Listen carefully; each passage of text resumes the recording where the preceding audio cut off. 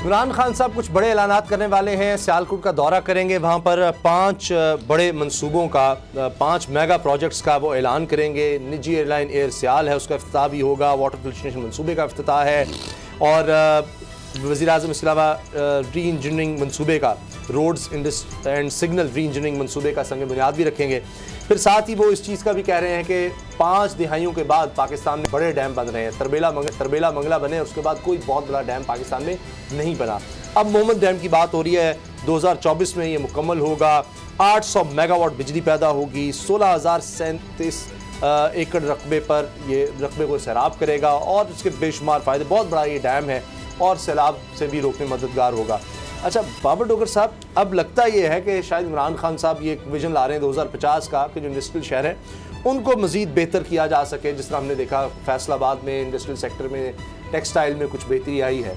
तो ये जो फोकस नज़र आ रहा है, अभी लाहौर के लिए कहा जा रहा है प्लान्स हैं, जिस तरह रावी रिवर फ्रंट अथॉरिटी है, बंदरल आइलैंड का है। इसके अलावा लाहौर में बहुत से मंसूबे, अंडर पासिस के दीगर काफ़ी मंसूबे लाए जा रहे हैं। तो ये तो बड़े मंसूबे हैं, क्या इस हुकूमत के अंदर ये मुकम्मल होते नजर आ रहे हैं इनकी मुद्दत? सामा साहब, सबसे पहली बात ये है कि ये गवर्नमेंट अब अपने मंसूबे लेके आ रही है। ये जो बार बार अपोजिशन ये इल्ज़ाम लगा रही थी कि ये पिछले जो मंसूबे हैं उन पे तकियाँ लगा रहे हैं। मैं आपको एक और चीज़ ब्रेक कर दूँ कि लाहौर के अंदर अब इलेक्ट्रिक बसेस चलाई जा रही हैं। 2 महीने तक ये इसको इमरान खान साहब इनागोरेट करेंगे इलेक्ट्रिक बसों को। एक इलेक्ट्रिक बस जो है वो माल रोड पे चलेगी, माल रोड पे सेक्रेटेरिएट से लेके यहाँ फोर्ट्रेस तक, और दूसरी नहर को कवर करेगी। ये पोल्यूशन फ्री बसेज होंगी जो कि इलेक्ट्रिक बसेज होंगी। तो ये प्रोजेक्ट जो है ये भी 2 महीने में लाया जा रहा है और ये पंजाब गवर्नमेंट का प्रोजेक्ट है। तो गवर्नमेंट जो है वो नई नई चीज़ें लेके आ रही है। अब ये जो गवर्नमेंट है अब वो स्टेबिलिटी की तरफ जा रही है।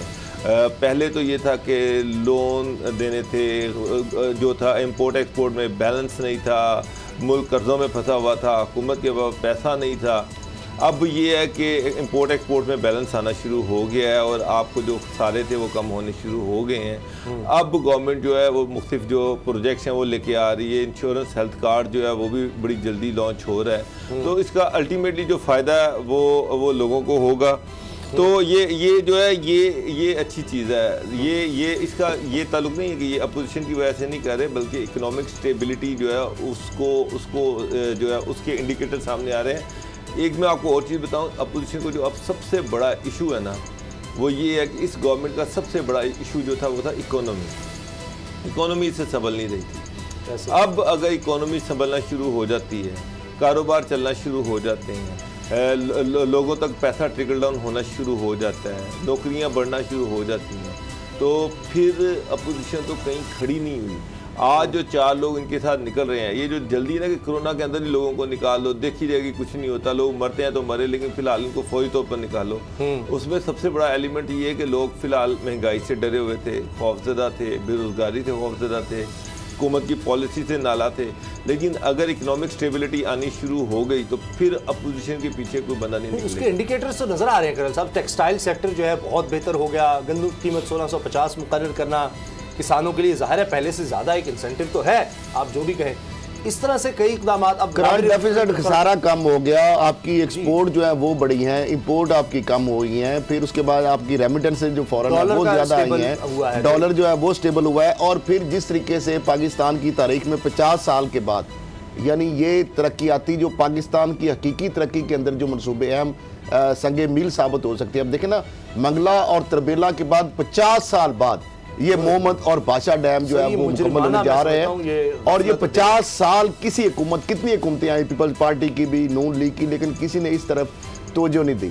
अब मामला ये है कि इमरान खान साहब जो लॉन्ग टर्म मनसूबे बना रहे हैं, ये जो इनका विजन है ना, 5 साल में मंसूबे कोई दुनिया में नहीं पूरे कर सकता। ये विजन जो इमरान खान साहब का है, ये 5 साल में शायद चीन भी देखिए, सियासतदान जो पॉलिटिशियन और लीडर में फर्क ये होता है कि ये जो विजन है इमरान खान साहब वाला, ये सियासतदान वाला नहीं है, ये लीडर का होता है जो कौमों के बारे में 100 साल आगे की सोचता है। इलेक्शन ही जीतेगा तो फायदा तो नहीं। देखिए मसला ये बनाना रिकॉर्ड नजर आने वाले हैं कि लोगों को नजर आए, नीचे ना जाए, ऊपर आए, लोगों को नजर आए, इस तरह नहीं होता। जो लीडर होता है वो विजन उसका जो होता है वो बड़ा आगे तक वो देखता है। अब मुझे ये बताया कि जब 2 डैम बनेंगे, एक डैम की आपने कहा 800 मेगावाट उसकी बिजली पैदा करेगा, सस्ती बिजली मिलेगी लोगों को। आप फिर अब नई जो स्कीम इमरान खान साहब जो नया पाकिस्तान हाउसिंग स्कीम जो की है शुरू, 5 मरले का घर हर बंदा जो अप्लाई कर सकता है जिसकी 25,000 से तक भी आमदन है, और इस तरह 10 मरले का जो घर के लिए या प्लाट के लिए 3 मरले है आपको मुख्तलिफ उसमें है 30 लाख 50 लाख तक आपको गवर्नमेंट लोन दे रही है, 5% सिर्फ मार्कअप है। उसके बाद अगले सालों में 7 लाख है, 7% है, और फिर ये बाकायदा उसके ऊपर यानी ये 33 अरब रुपया गवर्नमेंट ने बैंकों को दे भी दिया है। बैंक इसमें बड़े स्पीडी प्रोसेस कर रहे हैं, तो ये भी एक लोगों के लिए पहली दफा हर बैंक पर लाजिम हो गया कि उसने अब तो पहली दफा ये हुआ है कि अब आम आदमी के घर बनाने की ख्वाहिश पूरी हो सकती है, जो कि पहले कभी किसी ने सोचा भी नहीं था। मतलब बिजली के हवाले से नहीं था ना, वो बिजली के हवाले से मंसूबे बन रहे हैं, आया, लेकिन वो एक प्रोजेक्ट था वो भी फेल हो गया। नए घर बसाने की जिस तरह बात हो रही है, नेशनल पार्क्स बनाए जा रहे हैं, इंडस्ट्रियल जोन पाकिस्तान, जिस तरह सिर्फ पंजाब के अंदर पहले 3 बने थे पाकिस्तान से लेकर अब तक, मजीद 7 और या 8 और अप्रूव हुए सिर्फ पंजाब के अंदर। इस तरीके से 3 जो नेशनल पार्क्स हैं पंजाब के अंदर बन रहे हैं, KPK के अंदर बन रहे हैं, ये बिलियन ट्री मनसूबा।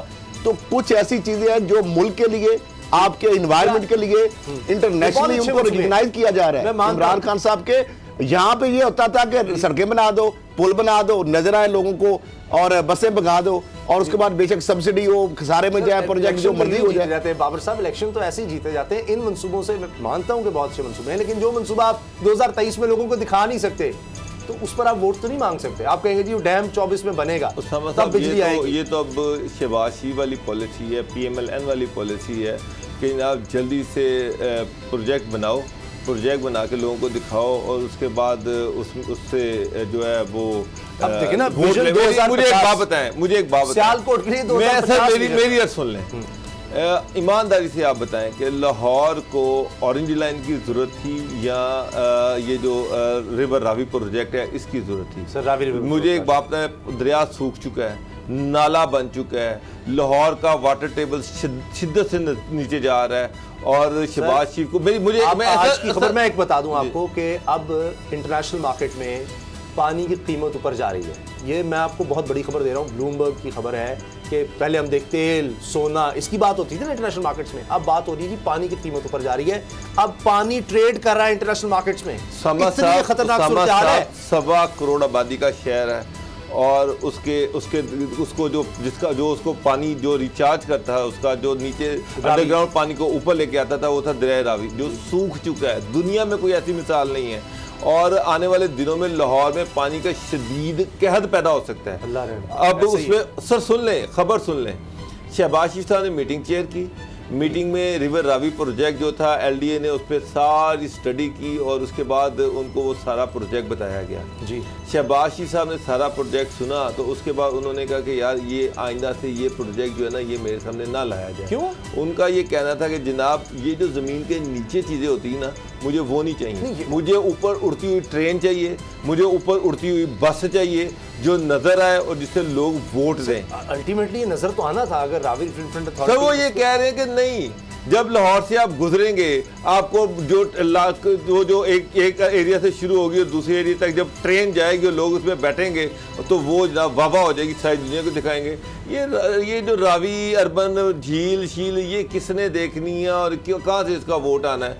मगर उनका ख्याल है कि झील बनाने से वोट नहीं मिलते, डैम बनाने से वोट नहीं मिलते, वोट मिलते हैं ट्रेन चलाने से, बस चलाने से। आप 300-400 अरब रुपया उस पर ज़ाया कर दें, उसके बाद सब्सिडियाँ भरते रहें। लेकिन ये जो सलमान शहबाज साहब एक दफ़ा हमारे प्रोग्राम में, मैं तब करता था प्रोग्राम एक और चैनल पर, वहाँ वो इन्वाइटेड थे। उसके बाद ये बात हुई थी, उन्होंने कहा जी ये 2011 में जो इमरान खान ने जलसा किया, ये हमें पता लग गया इलेक्शन ले गया। ये जो इमरान पाकिस्तान पर इतना बड़ा जलसा हुआ था 2011 की बात है, तो उसके बाद फौरी तौर पर जल्द अज जल्द मियाँ साहब ने, यानी शहबाज शरीफ साहब ने फैसला किया कि हमने करना है, 1.5 साल के अंदर हमने सर रिवर रावी प्रोजेक्ट का जो पैसा था वो ऑरेंज लाइन पे लगाया गया है, तो वो इलेक्शन जीता भी तो ना। यही तो मैं आपको बता रहा हूँ।